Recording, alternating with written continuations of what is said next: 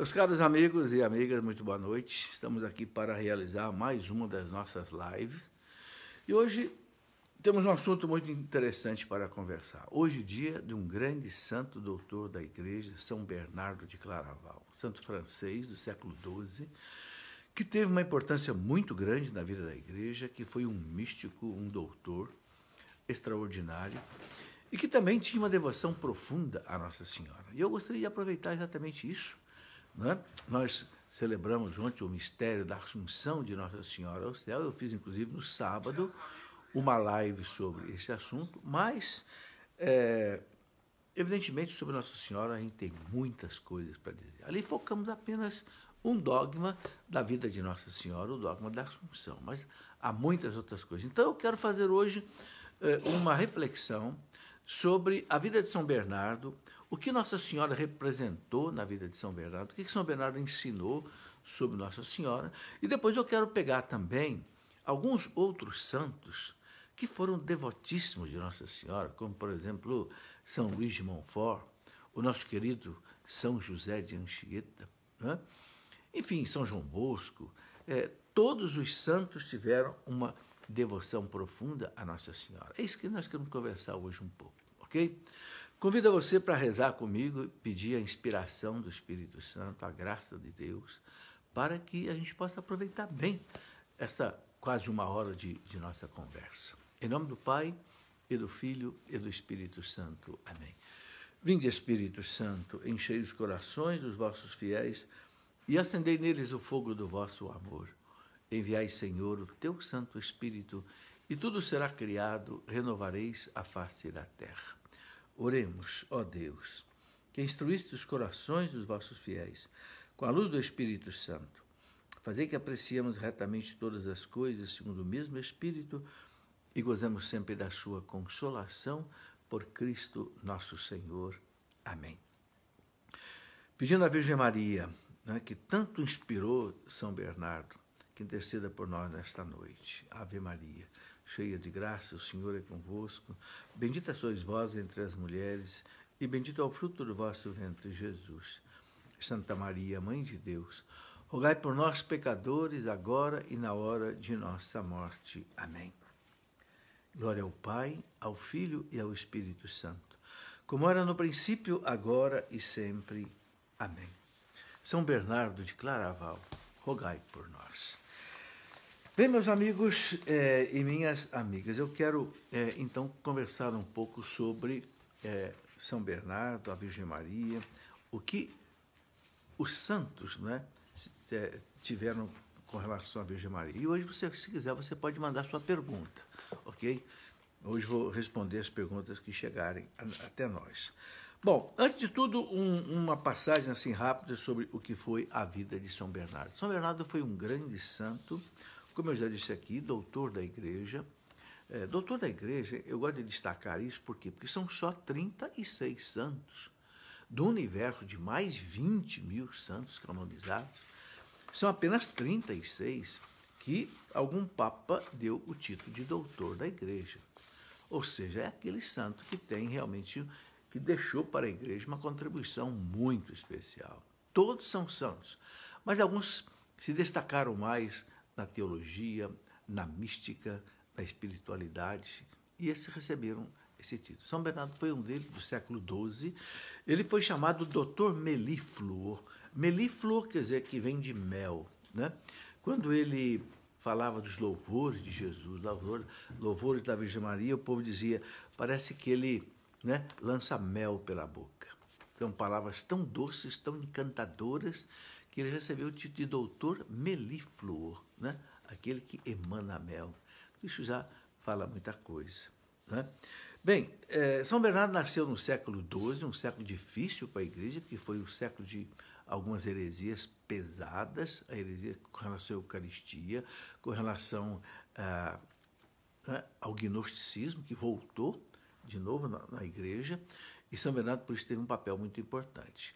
Ele nasceu, né, no castelo de Fontaine, na família rica, 6 irmãos, era o terceiro, né, de 6 filhos, mas desde pequeno se destacou muito e logo com 9 anos de idade já começou a ser educado por monges, né, e logo se dedicou pela vida religiosa. Bem, aos 20 anos de idade, São Bernardo foi para o mosteiro de Citeaux, muito famoso na França, um mosteiro cisterciense. Os cistercienses são uma ordem religiosa importantíssima, que surgiu aí por volta do ano 900 e pouco, quando a igreja estava numa crise muito grande. Para você ter ideia, nesse século X, de 900 até 1000, cerca de 5 papas foram assassinados por brigas entre famílias que queriam fazer o papa e que lançavam cardeais contra cardeais, e entrava também na briga as autoridades, os imperadores cristãos. Olha, uma coisa tremenda. Então, um mosteiro que foi importantíssimo para a recuperação da igreja, para a reforma da igreja, foi o mosteiro de Cister, na França, os cistercienses. Então, em Citeaux, na cidade de Citeaux, na França, havia um mosteiro desse. São Bernardo, com 20 anos, já entrou para esse monastério e ele conheceu Santo Estevão Harding, que era o abade do mosteiro, e aí teve um encaminhamento muito grande através disso. Bom, logo aos 25 anos, lá por volta do ano 1115, né, esse abade dele, Santo Estevão, enviou São Bernardo para fundar, com 25 anos de idade, fundar um outro mosteiro num outro lugar distante, que ele chamou de Local Claro, né? Ficou sendo chamado de Claraval, né? E ali ele começou um monastério, né? Um mosteiro com muitos monges, e numa vida assim de humildade, uma vida de pobreza, numa vida de muita oração, castidade, e muito amigo dos pobres, né? E aí ele conseguiu realmente trazer muita gente para perto dele. Bom, uma das coisas que a igreja chama São Bernardo é dos últimos padres da igreja. Eu gostaria de explicar isso daqui. Talvez você já tenha visto falar da patrística. O que é a patrística? A patrística é aquele período que vai mais ou menos do século I até aí o século VIII, em que grandes homens da igreja, grandes santos da igreja, enfrentaram as heresias, formularam a fé católica, né? Posso citar alguns deles aqui: um Santo Agostinho, um São Jerônimo, um Santo Ambrósio, um São Basílio Magno, São Gregório de Nissa, São Gregório Nazianzeno, né? Gigantes. Essa era da patrística, ela foi mais ou menos até o ano 800, mas São Bernardo, que é do ano de 1100 mais ou menos, 1090, quando ele nasceu, chamado de último dos padres da igreja. Último dos padres, mas não o menor, né? Alguns consideram até. Por quê? Porque ele se alimentou muito da patrística dos santos padres e como que continuou esses ensinamentos na história da igreja. Bom, outra coisa muito importante na vida dele, por volta de 1130, ele começou muitas correspondências com pessoas muito importantes da sua época. Por quê? Porque São Bernardo, embora vivesse num mosteiro, ele se preocupava muito com os problemas da igreja, que não eram poucos. Como eu disse, ele teve que enfrentar várias heresias. A pior heresia que ele teve que enfrentar foi a heresia dos cátaros, né? Que negava a própria divindade de Cristo, porque os cátaros eles eram gnósticos, dualistas, acreditavam que havia dois deuses, um Deus bom que criou as coisas espirituais, um Deus mau que criou só as coisas materiais. Então, tudo que era material era desprezado. Então, como é que eles iam aceitar o Cristo como Deus se o Verbo iria se encarnar na matéria, no corpo humano? Isso entrou na igreja e fez um rebuliço na igreja. Para resumir tudo, basta dizer que isto motivou o Tribunal da Inquisição, né, na igreja. Foi exatamente esses cátaros. E São Bernardo foi exatamente combater esses cátaros. Mas ele não combatia com violência. Aí é que está. Ele combatia com a oração, com um conhecimento profundo e uma vivência profunda que ele tinha de Deus. Então, ele combatia com argumentos da teologia e argumentos da espiritualidade. E conseguiu fazer muitas coisas maravilhosas. Ele, assim como também um contemporâneo dele, São Domingos de Gusmão. Esses dois crentes dessa época, São Domingos, São Bernardo, marcaram realmente o trabalho da igreja contra essa heresia que atrapalhou muito a vida da igreja. Bom, e outra coisa que São Bernardo teve que enfrentar muito também foi um certo racionalismo que surgiu nesse período com um famoso professor, Abelardo, da Universidade de Sorbonne, na teologia. Abelardo, ele partiu um pouco para o campo do racionalismo filosófico, e São Bernardo teve que enfrentá-lo porque ele tinha uma expressão muito grande também na igreja. Então aí a gente vê uma outra faceta muito importante dele. Mas o que eu quero destacar aqui é o seguinte, a mística de São Bernardo. Ele tinha um amor profundo a Nossa Senhora. Aqui eu vou colocar daqui a pouco algumas citações dele para a gente ter essa ideia. Ele, sempre que passava por uma imagem de Nossa Senhora, ele dizia, Salve Maria.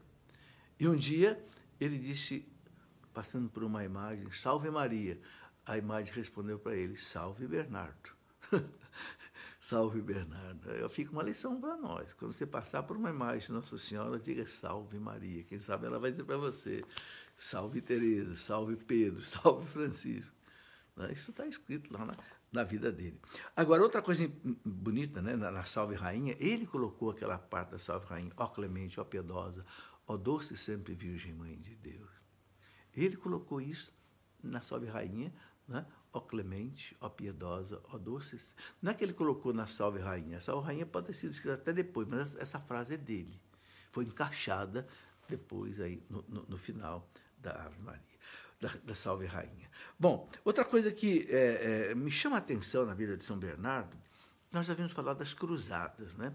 As cruzadas começaram por ano de 1094, no Concílio de Clermont, na França, quando o Papa Urbano II, né, convocou uma cruzada na Europa, né, porque os lugares sagrados da Terra Santa estavam sendo assim todos destruídos pelos muçulmanos, né, os otomanos, o Santo Sepulcro, a Basílica da Natividade, a Basílica da Anunciação em Nazaré, a Basílica do Santo Sepulcro, né?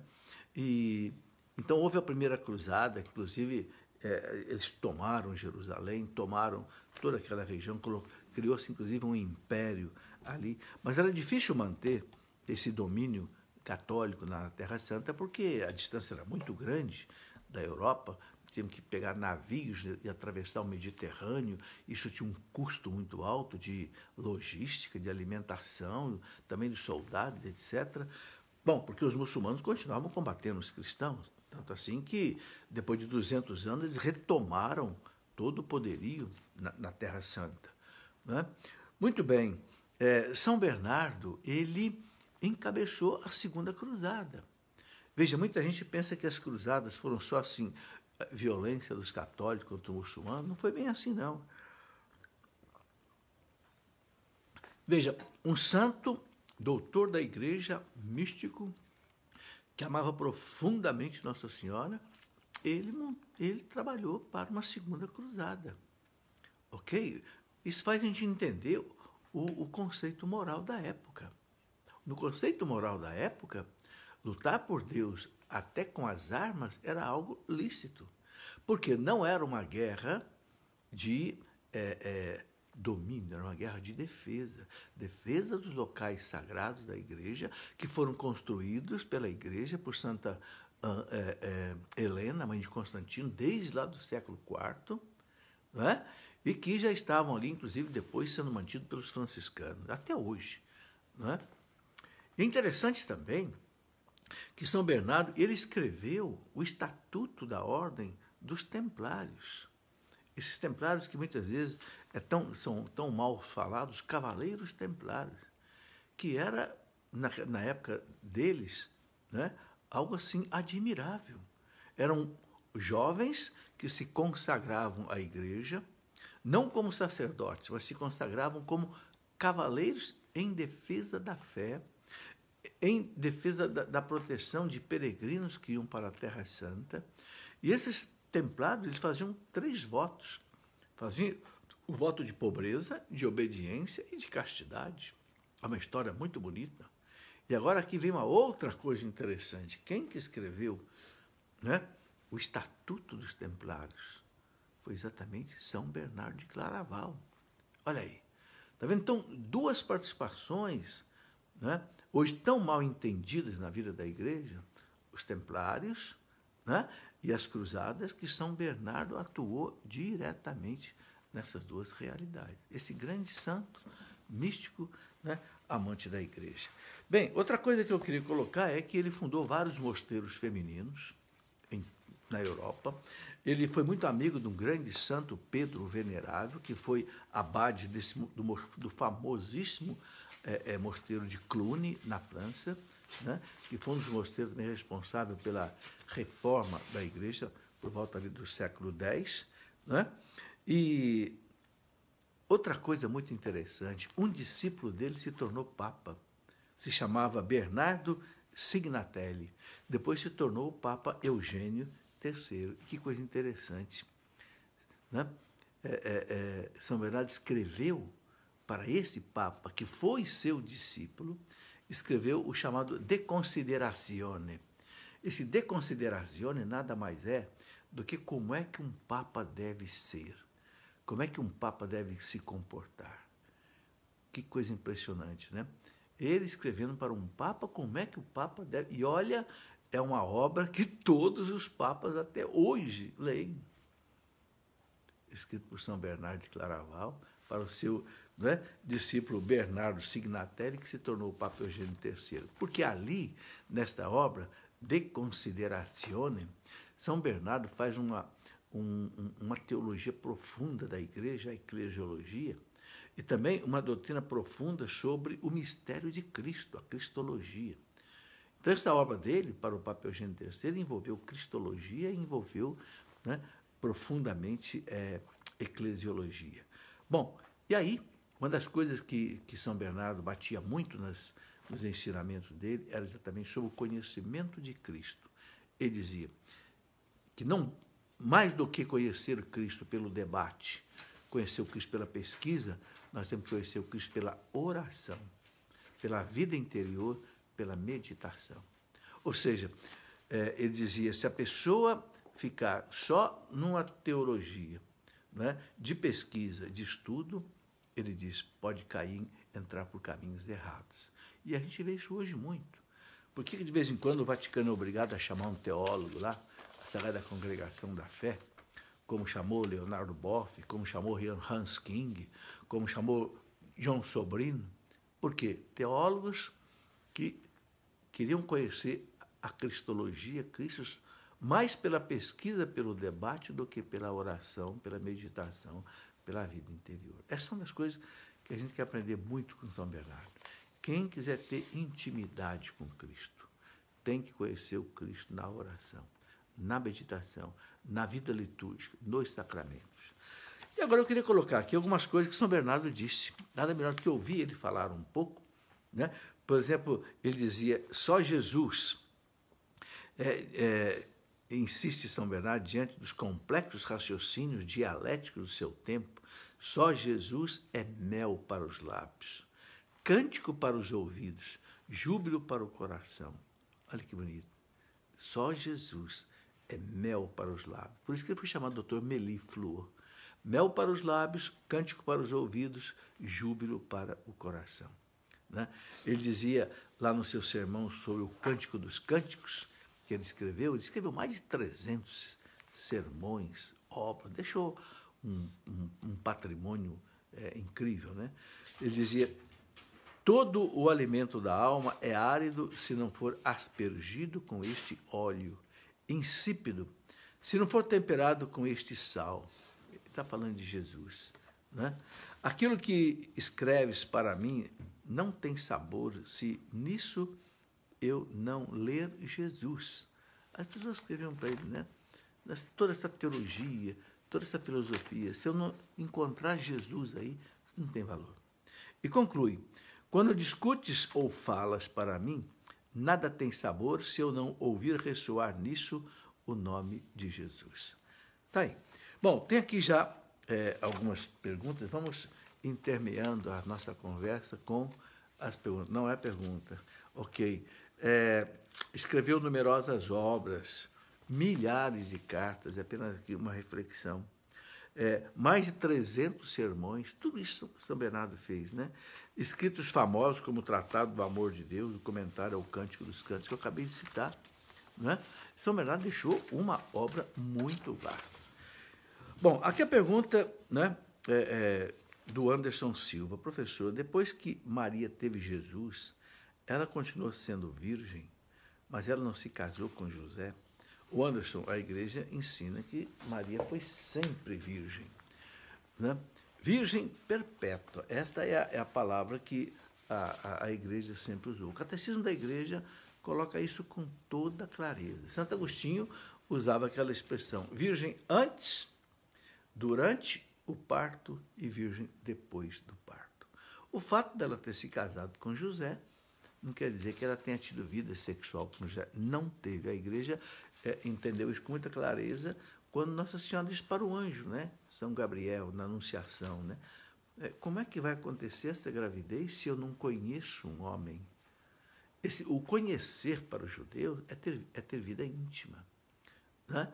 Estava nos planos de Nossa Senhora viver a virgindade perpétua. A igreja colocou isso como dogma de fé, né? São 4 dogmas de fé que a igreja coloca sobre Nossa Senhora. Nossa Senhora, Mãe de Deus, não apenas Mãe de Jesus, homem, mas Mãe de Jesus, Deus, né? A sua Imaculada Conceição, não teve pecado original, a sua virgindade perpétua, né? Além de tudo isso, o que nós celebramos no domingo agora, a sua assunção ao céu. Esses 4 dogmas foram proclamados por um Papa. A igreja tem como dogma de fé que quando um Papa proclama um dogma, né, e diz, nós declaramos, definimos como verdade de fé, ele tem assistência do Espírito Santo. Bom, eu quero colocar aqui, mostrar um livro que quem quiser aprofundar esses dogmas pode, então, ler este livro, né? A Mulher do Apocalipse. Nesse livro aqui, eu aprofundo não só esses 4 dogmas sobre Nossa Senhora, mas eu aprofundo outras verdades importantes sobre Nossa Senhora, ok? E aqui, quando fala da virgindade de Maria, nós temos testemunhos e mais testemunhos de santos doutores da igreja, ok? A gente poderia até, se houver tempo ainda nessa nossa conversa de hoje, passar por algumas dessas colocações desses grandes homens da igreja. Bom, outra coisa que São Bernardo dizia, né, com relação a Nossa Senhora, eu quero fazer a correlação com Nossa Senhora porque acabamos de celebrar aí a festa da Assunção, né? Ó Santa Mãe de Deus, exclamava São Bernardo, deveras uma espada transpassou a tua alma. A violência da dor transpassou de tal modo a tua alma que justamente podemos chamar-te mais do que mártir, porque em ti a participação na paixão do Filho superou muito em intensidade os sofrimentos físicos do martírio. Né, o martírio de Nossa Senhora, o martírio da alma, diz aqui, foi mais difícil que o martírio do próprio corpo, né? Por isso que São Luís de Montfort dizia que Jesus sofreu a paixão, enquanto Nossa Senhora sofreu a compaixão, né? E aí ele diz, né, Bernardo não tem dúvida em afirmar o seguinte: per Mariam ad Iesum, né? A Jesus por Maria, né? Essa é uma outra coisa que a igreja sempre ensinou, né? Maria nos leva a Jesus, Jesus nos leva ao Pai, né? Per Mariam ad Jesus. Através de Maria, nós somos conduzidos até Jesus. Isso é uma coisa muito importante para nós, né? Às vezes a gente pode ter dificuldade para chegar até Jesus, né? Vamos a Maria. Maria leva a gente a Jesus, porque ele veio através de Maria. Então, Maria é um caminho aberto até Jesus, sempre aberto, de ida e de volta, né? A igreja sempre colocou isso, São Bernardo coloca bem claro. E ele tem uma oração belíssima, essa oração que eu gosto demais de São Bernardo, quando ele coloca assim, né? Nos perigos, nas angústias, nas incertezas, pensa em Maria. Invoca Maria, que ela nunca abandone os teus lábios, nem o teu coração, E para obteres a ajuda da sua oração, nunca esqueças o exemplo da sua vida. Isso é outra coisa muito importante. Nunca esquecer o exemplo de Nossa Senhora, a sua humildade, seu desprendimento, né? A sua radicalidade em fazer a vontade de Deus, a sua pureza, virgindade, bondade, mansidão, diligência, pronta para servir, né? Então, nunca esqueças o exemplo da sua vida. Se a segues de São Bernardo, não te podes desviar. Se lhe rezas, não te podes desesperar. Se pensas nela, não podes errar. Se ela te ampara, não cais. Se ela te protege, nada temes. Se ela te guia, não te cansas. Se ela te é propícia, alcançarás a meta. Olha para a estrela, chama por Maria. Esse parte de um discurso famosíssimo de São Bernardo, chamado Missus Est, né? Dentre todos os sermões a homilia de sermões que ele escreveu. Essa oração é maravilhosa, né? Tem uma outra oração de São Bernardo que Madre Teresa de Calcutá transformou numa novena. Ela dizia que quando ela tinha uma dificuldade muito grande, ela rezava essa oração 9 vezes em seguida no mesmo dia. Ela dizia que era uma novena de um dia só, né? Outra oração de São Bernardo que ela gostava de repetir. Bom, eu gostaria de colocar aqui também o seguinte: muitos outros santos, né, também tiveram assim essa devoção profunda à Nossa Senhora, né? Na verdade, a gente não encontra um santo que não tenha sido devotíssimo da Eucaristia, devotíssimo da Igreja, do Papa e de Nossa Senhora. É impressionante. Eu nunca encontrei um santo que não fosse devoto de Nossa Senhora, né? Quando a gente vê, por exemplo, São Luís de Montfort, né, escreveu o tratado, está aqui, o Tratado da Verdadeira Devoção à Virgem Santíssima, né, que marcou época, né, marcou a história da Igreja, né? O Papa João Paulo II disse que lia o Tratado de São Luís de Montfort sobre a Virgem Maria. Quando ele era jovem, trabalhava numa fábrica de soda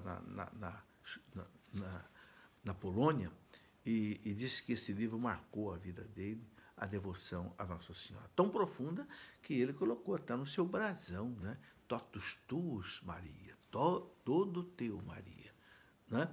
E a gente sabe quanta coisa maravilhosa João Paulo II fez, né, por Nossa Senhora, né? A queda do Muro de Berlim, a derrotada do comunismo, né? Quiseram até matá-lo, né? No dia 13 de maio, dia de Nossa Senhora de Fátima. Aquele turco, Ali Águica, o baleou a queima-roupa, né? Assim, ele de pé no jipe, o Ali estava embaixo dele ali, a queima-roupa, né? Atirou várias vezes no Papa, né? Uma bala atravessou seu intestino, né? Ele disse que uma mão puxou o gatilho, mas teve uma outra mão que dirigiu a bala, ou seja, não permitiu que a bala atingisse um órgão vital que ele pudesse morrer. Ele falou isso, né, na clínica Gemelli, quando os cardeais foram visitá-lo, né? Então, essa devoção profunda à Nossa Senhora marcou sempre a vida dos santos, né? Marcou tanto João Paulo II que ele pegou aquela bala que depois caiu no jipe onde ele estava, né, e levou lá para o bispo de Leiria, que é a diocese de Fátima, para que o bispo colocasse na coroa de Nossa Senhora, uma coroa belíssima, que as mulheres portuguesas, as mães portuguesas mandaram fazer para Nossa Senhora, em agradecimento a ela, pelos seus filhos não terem participado, pelo fato de Portugal não ter participado da Segunda Guerra Mundial, né? E depois disso, meus irmãos, isso foi em 1981, depois em 1989, caiu o Muro de Berlim, caiu o Muro da Vergonha, aquele muro que separava o leste europeu comunista, né, da Rússia, Bulgária, Tchecoslováquia, Polônia, Iugoslávia, a Alemanha Oriental se separava do Ocidente. Esse muro caiu. A Europa passou a ser outra realidade, né? Mas pelas mãos de Nossa Senhora. Quiseram matar o Papa por causa disso. E a polícia italiana, quando concluiu, inclusive, todo esse inquérito, a polícia italiana falou bem claro: quem quis matar o Papa João Paulo II foi a KGB russa. que é a KGB russa? Era a polícia política da Rússia. Como lá o seu Hugo Chávez tem a dele, né? O presidente da Nicarágua tem a sua dele, aquela polícia que está a serviço de manter o poder, né? E não de fazer a justiça entre os homens. Bom, então eu gostaria de colocar aqui algumas coisas ainda, algumas citações ainda de São Bernardo sobre Nossa Senhora. E depois eu vou colocar aqui de alguns outros santos, né? São Bernardo colocava o seguinte, aqui alguns conceitos teológicos, doutrinários sobre Nossa Senhora. Ele dizia, por exemplo, Ave Maria, cheia de graça, porque agradável a Deus, aos anjos e aos homens por causa da sua fecundidade, aos anjos por causa da sua virgindade, a Deus por sua humildade. Ela mesma atesta que Deus olhou para ela porque viu a sua humildade. Aqui São Bernardo destaca uma coisa muito interessante. O que Deus encontrou em Nossa Senhora, essa mulher, para escolher ela para ser a mãe do seu filho. Diz o Catecismo da Igreja que desde toda a eternidade Deus escolheu a Virgem Maria. Porque para Deus a gente sabe não tem passado nem futuro, para Deus tudo é presente. Então, antes de Nossa Senhora existir, Deus já a conhecia. Como conhecia cada um de nós? Ele sabia que ela era a mais humilde das mulheres, o oposto de Eva, que foi soberba, quis ser como Deus, né? Aceitou a mentira do demônio, né? E lançou a humanidade nas trevas, né? Mas Maria é a nova Eva. Se uma mulher foi causa de perda, os santos doutores dizem Maria foi a causa de salvação, porque trouxe o Salvador, aquela que esmaga a cabeça da serpente. Outra coisa que São Bernardo diz, a virgindade é certamente uma virtude louvável. Veja, alguém perguntou da virgindade, veja como São Bernardo fala aqui da virgindade, né? É citação dele, tá? São Bernardo coloca assim, a virgindade é certamente uma virtude louvável, mas a humildade é mais ainda necessária. Aquela, ou seja, a virgindade, é objeto de conselho, esta de preceito. A humildade é obrigatória. A virgindade não é obrigatória, não é? Pode salvar-te sem a virgindade, não sem a humildade. Olha que reflexão importante, né? Podemos nos salvar sem a virgindade, as pessoas que se casam, não é? Mas não podemos nos salvar sem a humildade. Eu diria, se perderes a virgindade, a humildade que deplora essa perda pode agradar a Deus. Mas se a humildade, ouso dizer, que nem a virgindade de Maria teria agradado ao Senhor sem a humildade. A virgindade de Maria agradou a Deus também por causa da sua humildade, né? E aí ele destaca isso, né? Quanto mais Maria se viu exaltada, tanto mais se humilhou. Ah, Senhora, por esta tão bela humildade, vós vos fizesse digna de ser olhada por Deus com amor singular, digna de enamorar nosso Rei com a vossa beleza, digna de atrair com a suave fragrância da vossa humildade o eterno Filho, de seu repouso no seio de Deus, a vosso puríssimo ventre. Veja, uma das coisas que São Bernardo fala é que deve imitar a vida de Maria. Eu penso que a virtude mais forte que nós precisamos imitar da Virgem Maria, e por outro lado eu acho que uma das mais difíceis, é exatamente essa humildade, que fez Maria se tornar a bem-aventurada. Ela canta no Magnífica, né? Por isso todas as gerações me proclamarão bendita, bem-aventurada. Porque ele olhou para a humildade da sua serva. Sabe, meus irmãos, eu não tenho dúvida nenhuma em dizer que a humildade é a maior de todas as virtudes. Todos nós gostamos de aparecer, todos nós gostamos de estar no primeiro lugar, todos nós ficamos bravos quando alguém toca num defeito da gente. Não é verdade? O nosso ego grita, reclama, murmura, não é? Humildade. Um dia perguntaram a Santo Agostinho assim, diga 3 grandes virtudes. Santo Agostinho disse, primeira, humildade. Segunda, humildade. Terceira, humildade. Tá, então, eu penso que um dos exemplos mais impressionantes de Nossa Senhora é este. Bem, vamos aqui para a pergunta do Samuel Silva. Professor, o senhor já falou, mas repete para mim de maneira fácil o que é a Assunção de Nossa Senhora. O Samuel, a Assunção, Nossa Senhora morreu, segundo a tradição da igreja, Deus a ressuscitou, seu corpo não entrou em decomposição, ela foi redivida, vivificada por Deus e foi levada para o céu. Agora, como é que foi essa ida para o céu? Né? Nós não sabemos explicar. A igreja usa uma imagem, que os anjos a levaram para o céu. Acontece que o céu não é simplesmente lá nas alturas. O céu nas alturas, para nós, é um simbolismo de alguma coisa elevada. O que é o céu? O céu é Deus. Onde está Deus, está o céu. Santa Teresa d'Ávila dizia, onde está o rei, está toda a corte. Ora, se você comunga, Deus está no seu coração, o céu está no seu coração. O próprio São Bernardo dizia, ali estão todos os anjos dando glória a Deus.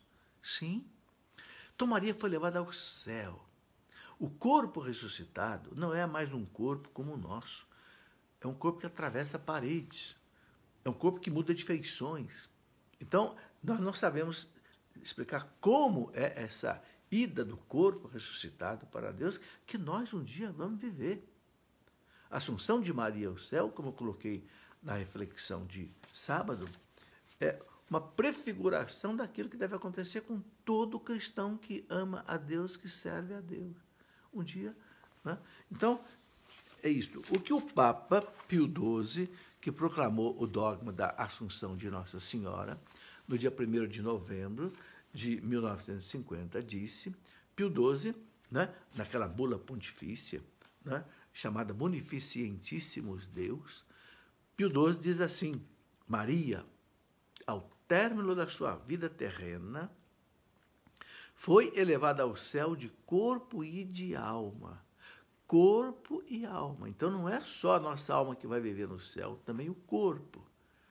Portanto, por isso que a igreja tem um respeito profundo com o corpo. Maria foi levada para o céu de corpo e de alma. A igreja diz que é a única criatura humana, puramente humana, que já está no céu de corpo e de alma é a Virgem Maria. Todos os outros homens e mulheres morreram, seus corpos estão na terra, vão ressuscitar quando Cristo voltar, no último dia da história, na parousia. É isso, resumidamente, neste livro aqui, eu vou mostrar de novo, né, que eu chamei de A Mulher do Apocalipse. Aqui tem um capítulo inteiro sobre a Assunção de Nossa Senhora ao céu, como tem um capítulo sobre a maternidade divina, um capítulo sobre a virgindade perpétua, um capítulo sobre, né, a Imaculada Conceição, um capítulo sobre Maria Medianeira das Graças, um capítulo sobre aquela mulher que esmaga a cabeça da serpente, um capítulo sobre Maria, Mãe da Igreja, Maria, Mãe de cada um de nós, enfim, os dogmas e as devoções sobre a Virgem Maria. Muito bem, pergunta da Maria Helena, a vida de São Bernardo tem a ver com o cão São Bernardo? Tem essa história muito bonita. A mãe de São Bernardo, quando estava grávida dele, não é, minto, isso foi com São Domingos de Gusmão, estou confundindo com São Bernardo.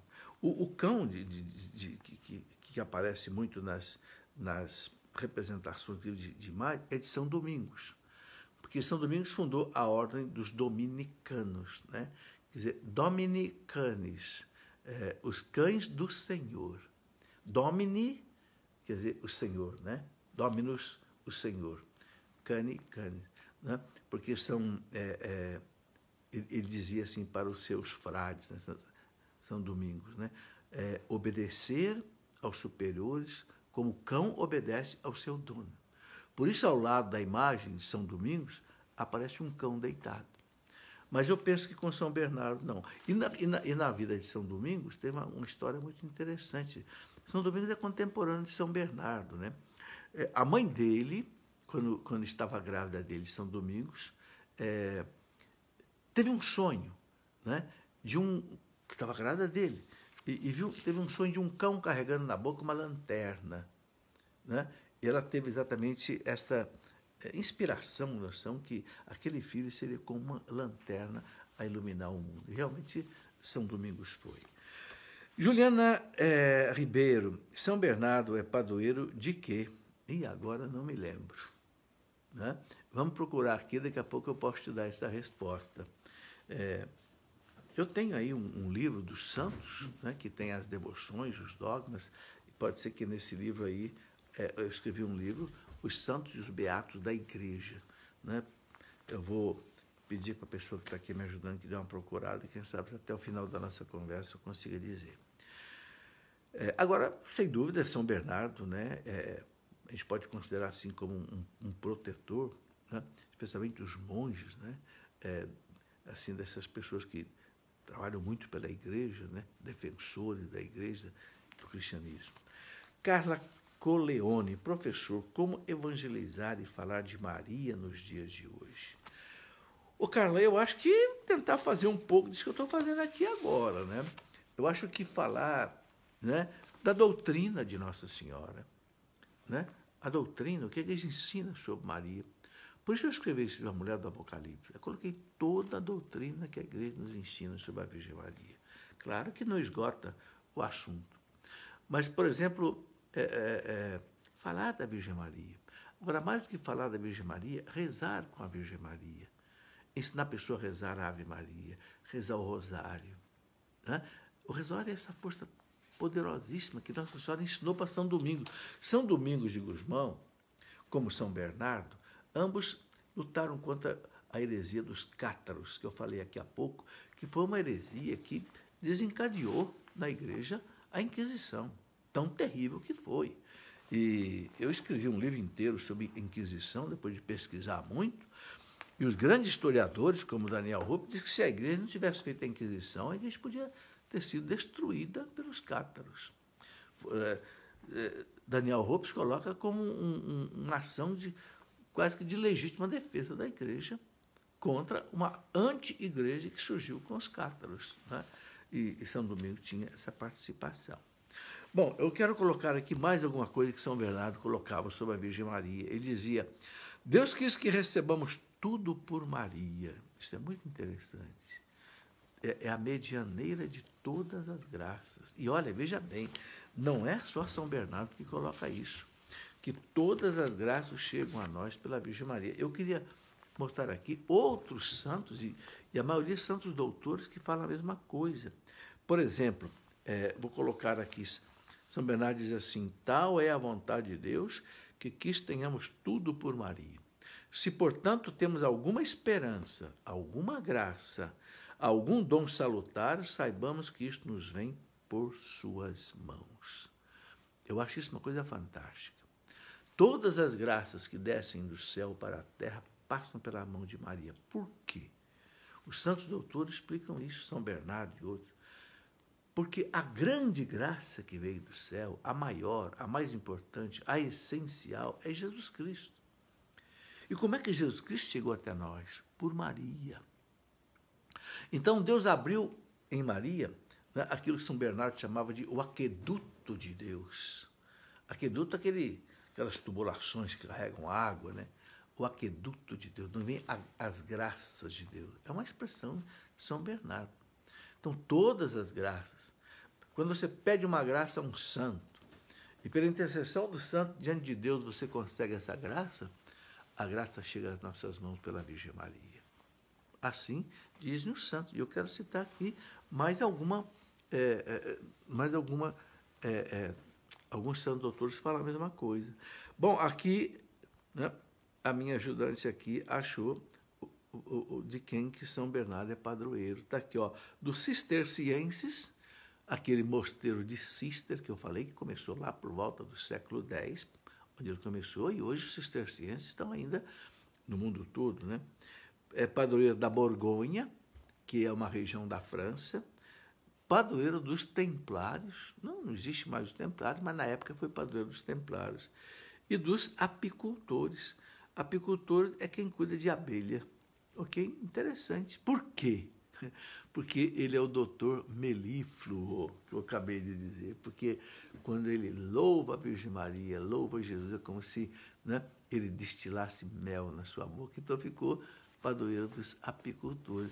Olha, muito obrigado pela pessoa que fez essa pergunta, porque Eu não sabia disso. Está aqui, né? É a Juliana Ribeiro. Muito obrigado, Juliana. Uma pergunta dessa ajuda a esclarecer outras pessoas. Mas eu queria colocar aqui, reforçar aquilo que São Bernardo disse, né? Maria é medianeira de todas as graças. Vejam o que diz, por exemplo, São Bernardino de Sena. Ele diz assim: todos os dons, virtudes e graças do Espírito Santo são distribuídos pelas mãos de Maria, a quem ela quer, quando quer, como quer e quanto quer. Que poder, hein? Não é? São Bernardo ainda. São Bernardo diz assim, ó: eras indigno de receber as graças divinas. Por isso foram dadas a Maria, a fim de que por ela recebesse tudo o que terias. E nós somos indignos de receber direto das mãos de Deus. Sabe, as pessoas que não entendem a intercessão de Nossa Senhora são pessoas que não entenderam o valor da intercessão. A Igreja ensina que todos os santos intercedem por nós sem cessar. Todos os santos. Mais ainda a Virgem Maria. Porque aquela que tem maior glória diante de Deus. Né? Quantas vezes as pessoas chegam para mim, né, e quer alguma coisa, não consegue chegar até mim, e pede para um intermediário fazer uma intercessão. Hoje mesmo, eu tenho um amigo que trabalha comigo, bem simples, né, o Joel, chegou para mim hoje: professor, a moça lá do grupo de oração de Canas pediu se o senhor pode ir lá fazer uma palestra. Eu não sei quem é a moça, não conheço o grupo de oração, mas como é que eu vou dizer não para um amigo? Já está na minha agenda. Veja a intercessão. É isso que Nossa Senhora faz. Muitos de nós não conhecem direito de Jesus. Não tem nem dignidade para chegar até Ele. Leva a Maria. Maria leva Jesus. Para ela, vai ser difícil ele dizer não. Nas bodas de Caná, ele disse: não chegou ainda a minha hora. Mas acabou fazendo um milagre. Sabe, gente? É por isso que São Bernardo, né? Aquela oração de São Bernardo, eu quero terminar aqui o nosso programa rezando de novo aquela oraçãozinha. Mas eu quero citar mais uma colocação aqui. Um outro santo doutor da Igreja, que coloca isso bem claro sobre o poder de intercessão de Nossa Senhora, são vários santos doutores. Olha, eu vou citar aqui o nome de alguns. São Pedro Canísio, doutor da Igreja. São Roberto Bellarmino, doutor da Igreja, colocam bem claro, São Pedro Canísio diz assim: o filho atenderá sua mãe, e o eterno Pai ouvirá seu próprio filho. Eis o fundamento de toda a nossa esperança. Um santo doutor da Igreja. São Roberto Bellarmino foi bispo doutor da Igreja. Todos os dons, todas as graças espirituais que por Cristo como cabeça descem para o corpo, passam por Maria, que é como o colo desse corpo místico. O que é o colo? Você já reparou quando, por exemplo, você tem um caminhão-tanque, né? Para esvaziar aquele caminhão-tanque, você tem aquela mangueira. E a mangueira é atarrachada no tanque. Aquilo ali é chamado de colo. Ok? Então, esse grande santo doutor da Igreja, que São Roberto Bellarmino, diz que Nossa Senhora é o colo do corpo místico. O que quer dizer isso? O corpo místico é a Igreja. Mas a Igreja é formada da cabeça, que é Cristo, e os homens, que são os membros. Então, essa ligação é feita por Maria. É por ela, né? Assim como no caminhão-pipa, é pelo colo que sai a água do bombeiro e outras coisas, é por Maria que sai todas as graças. Eu fico impressionado, né? Porque são muitos santos doutores que colocam isso. Bom, meus amigos, já são 8 horas e 50 minutos. Eu quero já ir encerrando a nossa conversa aqui. Creio que já deu para a gente se alimentar bem nesta noite. Tem muitas outras coisas ainda sobre São Bernardo que a gente poderia colocar, mas eu quero terminar, né, com aquela reflexão que eu vi. Olha, não deu nem tempo de eu falar aqui de grandes santos, né?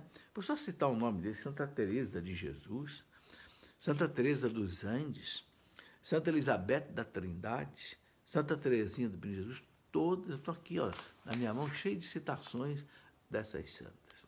Ok? Vejam como a devoção de Nossa Senhora permeou a vida de todos os santos. Mas eu gostaria, né, da gente completar aqui essa nossa conversa. Onde é que está aqui? Deixa eu achar aqui, que isso aqui, eu gosto muito dessa citação, né, está aqui. Para você terminar essa reflexão nossa meditando, São Bernardo dizia, nos perigos, quem de nós não passa perigo, né?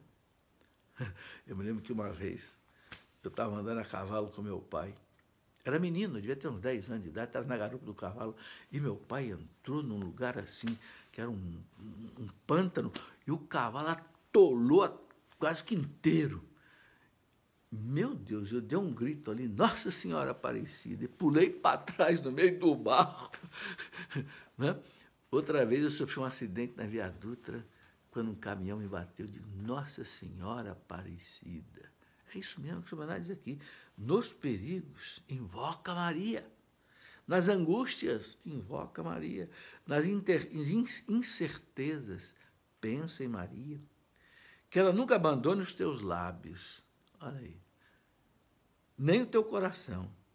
E para obteres a ajuda da sua oração, nunca esqueças o exemplo da sua vida. Aquilo que nós já falamos aqui, né? Se a segues, não te pode desviar. Siga Maria, você não vai errar o caminho. Se lhe rezas, se você reza com ela, conversa com ela, pede a graça, não te pode desesperar.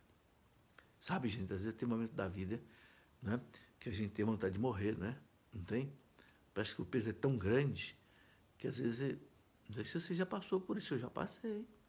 Momentos assim de angústia, né? Parece que você tem um muro na sua frente, o muro não sai, você não consegue resolver o problema, né? Aí ele diz aqui, né? Nunca esqueça, né? Não, se lhe rezas, não te podes desesperar. Se pensas nelas, não pode errar. Se ela te ampara, não pode cair.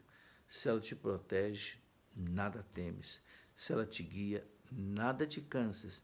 Se ela te é propícia, alcançarás a meta. Está aí. Nas dificuldades, olha para a estrela e chama por Maria. Nossa Senhora sempre foi considerada a estrela guia, estrela da evangelização. O Papa Paulo VI chamou Nossa Senhora, né? Naquela Evangelho Anunciante, Paulo VI chamou Maria a estrela da evangelização, que guia, né, os evangelizadores, assim como é guia, a estrela guia os navegantes, né, no tempo que não existia direito à bússola e outras coisas. Bem, meus amigos e amigas, né, quero agradecer a vocês todos que nos acompanharam, pedir à Virgem Maria, pedir a São Bernardo que intercedam por nós, que tenhamos essa devoção que São Bernardo teve à Virgem Maria, que os santos tiveram, e que Maria seja realmente sempre um escudo de proteção, de guarda na nossa vida, ok? E vamos saudá-la rezando uma Salve Rainha. Salve Rainha, Mãe de Misericórdia, vida, doçura e esperança nossa salve. A vós bradamos degredados filhos de Eva, a vós suspiramos, gemendo e chorando neste vale de lágrimas. Eia, pois, advogada nossa, esses vossos olhos misericordiosos a nós volvei. Depois desse desterro, mostrai-nos Jesus, bendito o fruto do vosso ventre. Ó clemente, ó piedosa, ó doce sempre Virgem Maria, rogai por nós, Santa Mãe de Deus, para que nós sejamos dignos das promessas de Cristo. Amém. Lembrando que Dom Bosco deixou aquela frase célebre, né? De perguntar para Dom Bosco, como é, Dom Bosco, o senhor conseguiu fazer tanta coisa, Dom Bosco? Toda a obra salesiana no mundo inteiro. E Dom Bosco disse, foi fácil. Tudo começou com uma Ave Maria. Está aí, tudo começou com uma Ave Maria. Muito boa noite a vocês que me acompanharam até aqui, que Deus os abençoe. Em nome do Pai, e do Filho, e do Espírito Santo. Amém.